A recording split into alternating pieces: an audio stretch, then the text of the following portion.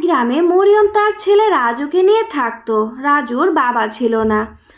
মরিয়ম এবং রাজু খেতে কাজ করত। তারা কঠিন পরিশ্রম করে টাকা উপার্জন করত। দাও মা, এটা আমি করে দিচ্ছি, আমি পারবো, দাও মা। রমজান মাসে সেহরি এবং ইফতারিতে তারা শুধু ভাত খেত। মা, শুধু ভাত খেতে আমার ভালো লাগে না।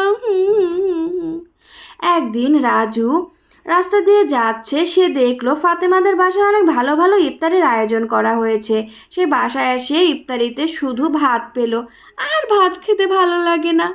রাগ করে সে ঘুমিয়ে পড়ল। সকালে উঠে সে কোথাও তার মাকে খুঁজে পেল না। মা আমাকে ছেড়ে চলে গেছে।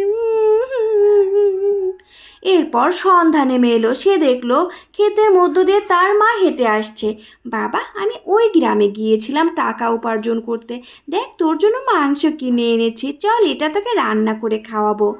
তারপর মরিয়ম রাজুকে মাংসগুলো রান্না করে খাওয়ালো। রাজু খুব শান্তি করে খেলো। সে মরিয়মকে কথা দিল সে কখনোই খাবার নিয়ে আর তাকে বিরক্ত করবে না। ফাতেমাদের বাসায় রাজু এবং মরিয়মকে দাওয়াত করা হলো ইফতারিতে। তারা গেল। অনেক ভালো ভালো খাবার মরিয়ম এবং রাজু ইফতারিতে খেলো। এরপর আসলো তাদের ঈদের দিন।